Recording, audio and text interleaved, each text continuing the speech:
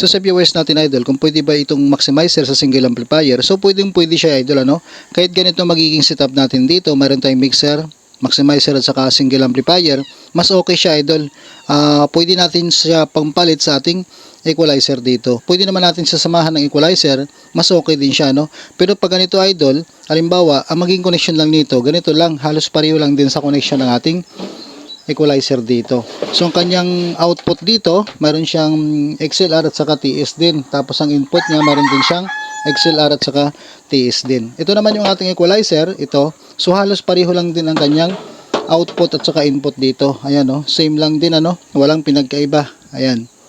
Pareho yung kanyang input at saka output dito. So sa connection dito idol, halimbawa ipapalit natin ito sa ating equalizer. Ganito lang ano, gagamit lang tayo ng connector dito mula sa ating mixer, maximizer at saka amplifier.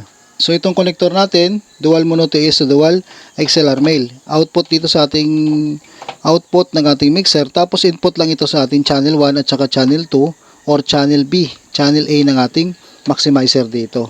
Tapos output lang tayo dito, papunta na sa ating amplifier. So naka-intake tayo dito, kaya itong connector na gagamitin natin dito, dual XLR female to dual male RCA. So output lang tayo sa ating channel A at saka channel B, papunta na ito ngayon sa ating integrated amplifier. Kung naka BCD selector tayo dito, sa BCD input tayo mag-input. So yan lang ang ating connection dito idol, sa ating mixer, maximizer to amplifier. Kapag mayroon tayong maximizer idol, mas okay ano, binubos yung ating low at saka pang mid die dito. Kung gusto natin samahan ng equalizer idol, katulad nito, so pwede siya ano, mas okay.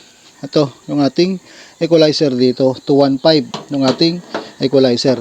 So magdagdag lang tayo ng connector. Pwede tayo magdagdag ng TS to TS, pwede tayo magdagdag ng XLR to XLR. So gagawin lang natin yung input dito sa ating maximizer, yung nagagaling sa ating mixer, dito na natin siya input sa ating equalizer kapag mayroon na tayong kasamang equalizer dito.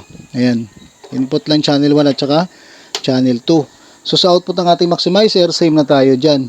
Kung i-connect lang natin dito, equalizer to maximizer, gamit itong ating XLR connector. So output tayo dito sa ating equalizer, channel 1 at saka channel 2, papunta lang sa input ng ating maximizer, channel A at saka channel B. Ayan.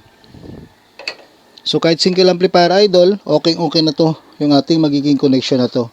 Solid yung ating magiging sound dito, lalo pag mayroon tayong maximizer na ginagamit. So try nyo idol, mas okay, may improvement, mas magandang improvement ng ating sound kapag mayroon tayong maximizer kahit single amplifier yan.